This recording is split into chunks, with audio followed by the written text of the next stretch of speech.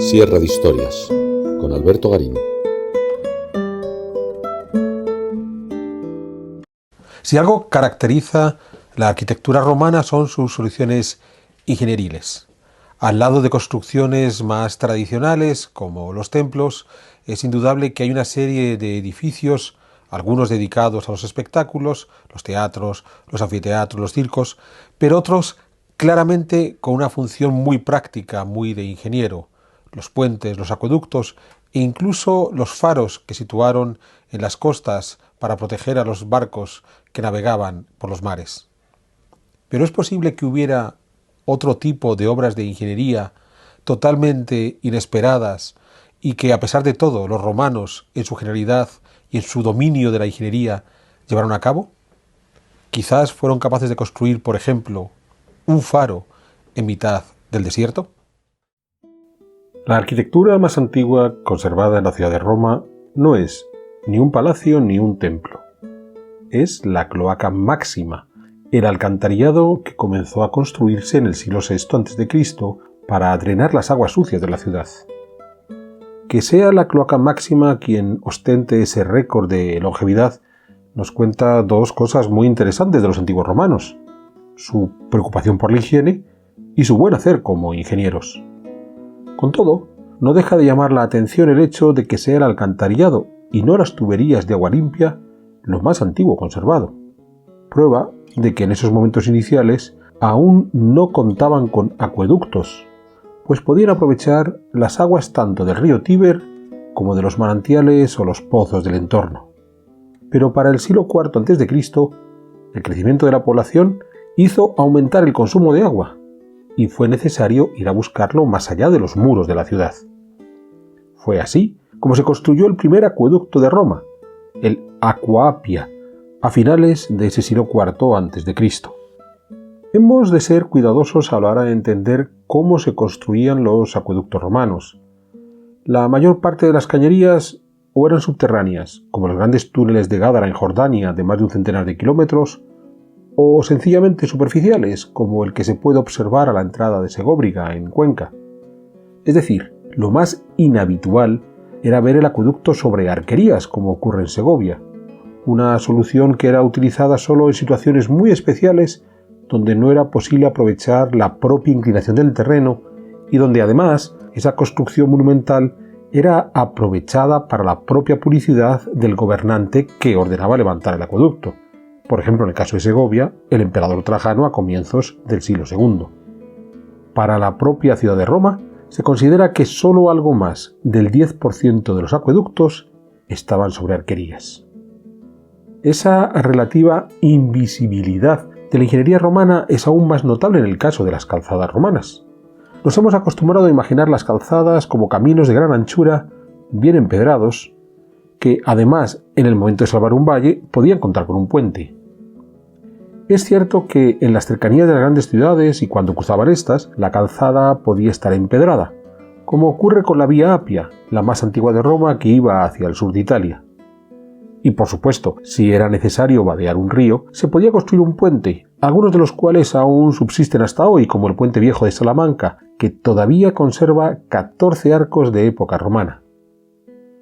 Pero la mayor parte de las veces, las calzadas se ajustaban a los materiales de la zona, liberando el espacio para construir la carretera, compactando la zahorra natural que servía como capa de rodadura, como se puede ver en varios tramos de la Vía Augusta en Sevilla, y, eso sí, con una compactación que había de garantizar la evacuación del agua hacia los laterales.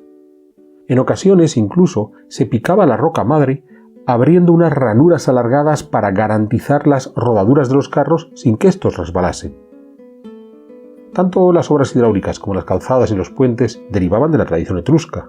Sin embargo, hay otro tipo de obra de ingeniería que viene de la tradición griega: los faros, para indicar los accidentes costeros a los navegantes durante la noche.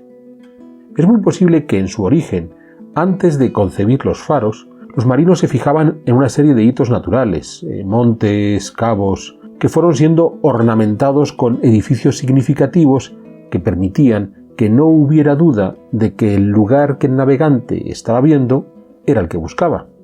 Un buen ejemplo es el templo de Poseidón en el cabo Sunión al sur de Atenas, del siglo V a.C. Obviamente estos hitos eran válidos durante el día, pero a medida que los marinos se atrevieron a navegar de noche, se hizo necesario marcar la costa mediante señales luminosas generadas por hogueras. De partida, amontonando la leña para encender esas hogueras sin más. Pero progresivamente la cosa se fue haciendo más compleja, sobre todo en costas donde no era posible contar con un punto elevado natural. El ejemplo más conocido es el Faro de Alejandría, construido a comienzos del siglo III a.C. Ubicado en la planicie del delta del Nilo, era una torre de unos 30 metros de ancho con algo más de 100 metros de altura y con una rampa interior que permitía acceder hasta la parte superior. Allí había un gran espejo que reflejaba el sol durante el día y donde se encendía una hoguera cada noche. Ese fue el modelo que habrían de replicar los romanos y que podemos ver en el que es el faro más antiguo aún en actividad, la Torre de Hércules en La Coruña, construida en la segunda mitad del siglo I después de Cristo y reformada en el siglo XVIII. Como en el caso de Alejandría, la Torre de Hércules es un edificio de gran altura, 55 metros, con una escalera interior que permitía acceder hasta la parte superior y así encender el fuego que guiaba cada noche a los navegantes. Cerca de Rasas, en la región semiárida de Mádaba al sur de Amán, en Jordania, hay una torre de menor altura que estos faros de costa, solo 14 metros. Una torre aislada que domina la llanura sobre un ligero altozano. Tradicionalmente se ha considerado que es la torre de un estilita, es decir, de un cristiano ermitaño que se habría retirado a pasar toda su vida en lo alto de esa torre, para la que no hay un acceso interior, es decir, solo se podía subir mediante cuerdas.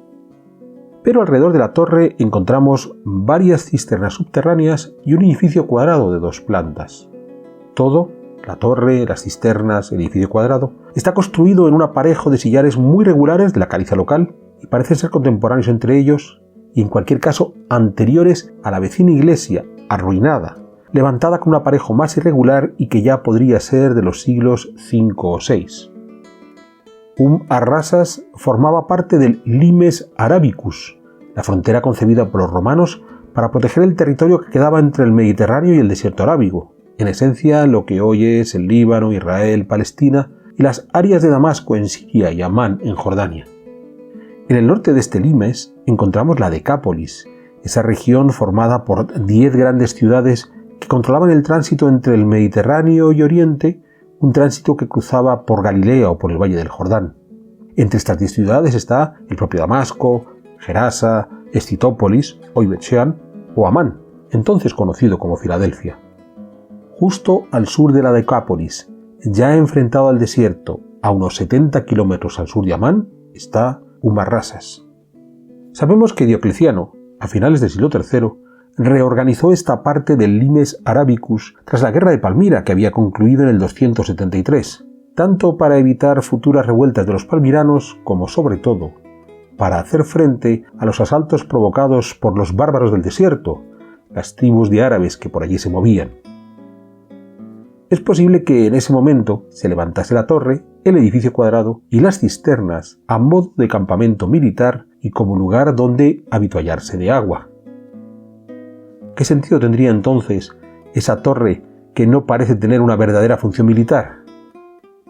Quizás como un singular faro para guiar a las legiones que pudieran transitar por la zona y así asegurarles el abastecimiento de agua. Es cierto que la principal dificultad era acceder a la parte superior, algo que solo se podía lograr, como señalábamos antes, mediante cuerdas. Pero hemos de pensar que este era un puesto de frontera avanzado, concebido sin muchos lujos y que sabemos que sirvió para acantonar una unidad de caballería ya en el siglo IV. Llegados aquí, podemos preguntarnos qué hay sobre la historia del estilita. Pues puede ser cierta, y que ya en el siglo VI, con el área totalmente cristianizada, un ermitaño decidiera utilizar la vieja torre romana para dedicarse a la vida retirada. De ahí los símbolos cristianos que podemos encontrar grabados en los muros de la torre.